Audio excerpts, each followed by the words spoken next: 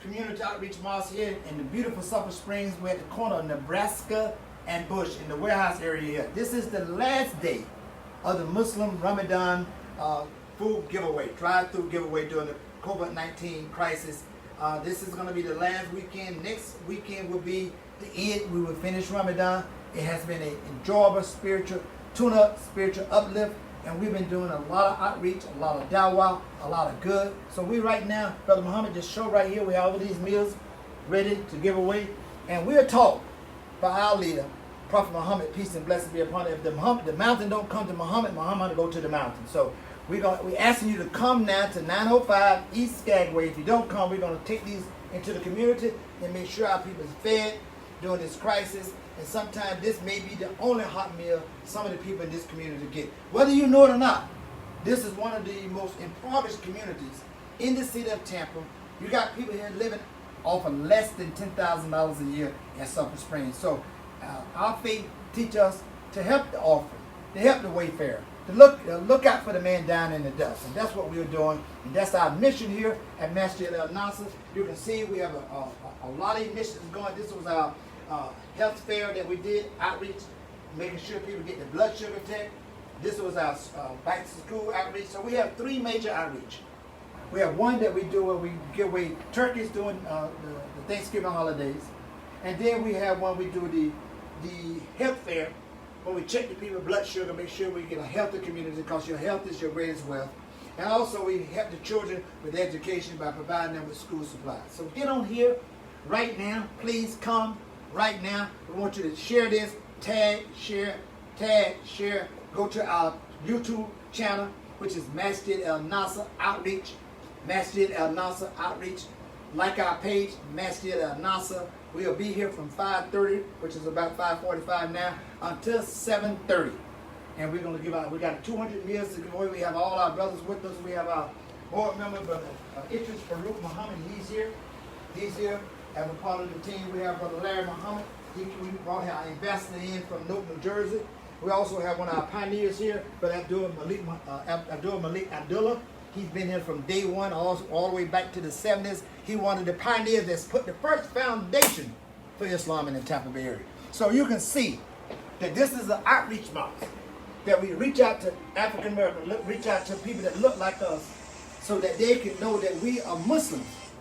And all our ancestors that came from the motherland, 60-70% of our people that came to America were Muslims. And this is our heritage. And this is what we want to do. So come, be a part of what we're doing with Ramadan.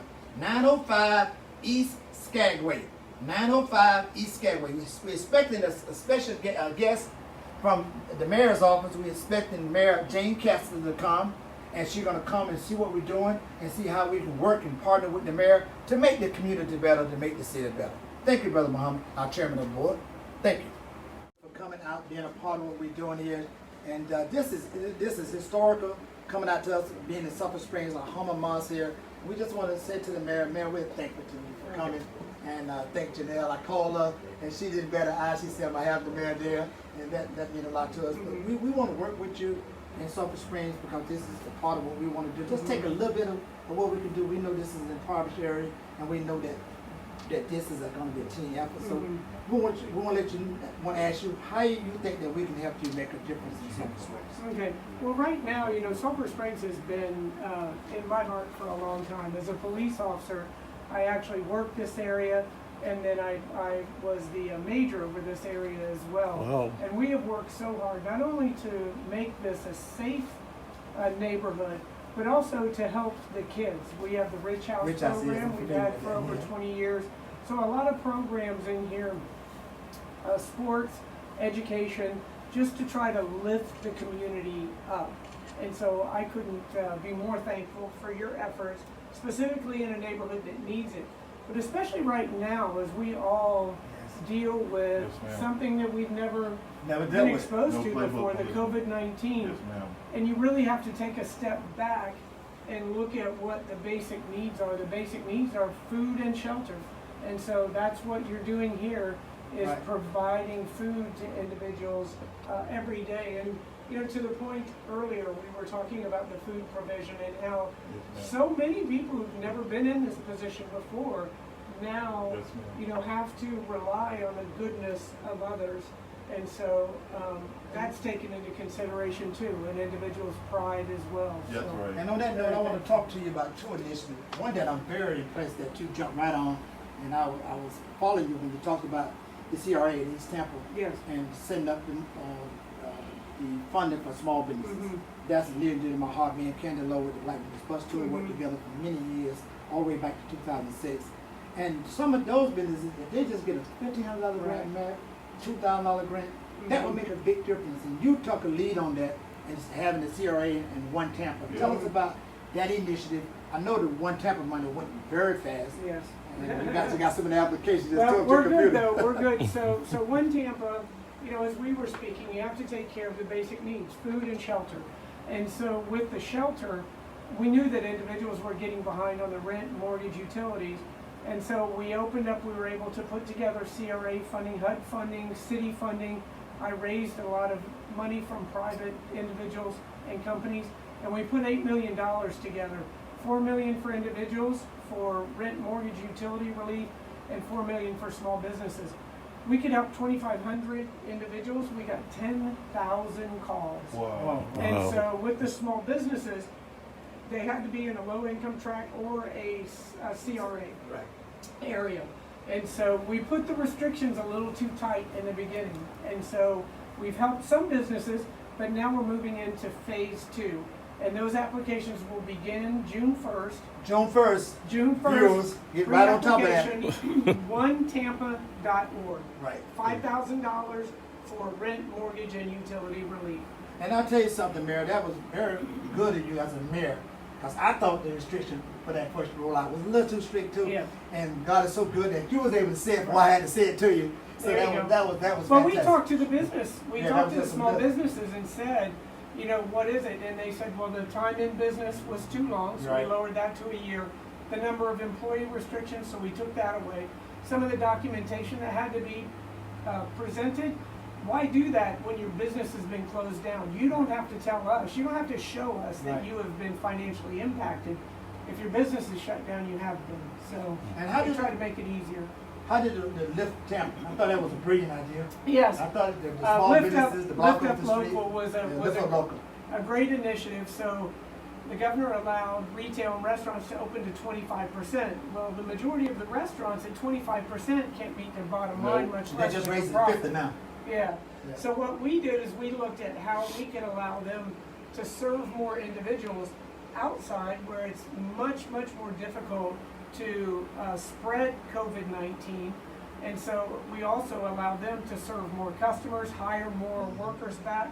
So it really was a win-win for our businesses and for the citizens as well. So we allowed restaurants to move onto the sidewalk, out into the parking lots, and we promenade. even closed down streets in some cases. So it's been a huge success.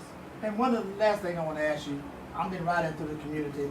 We see social distance not being practiced a lot in town. Yes.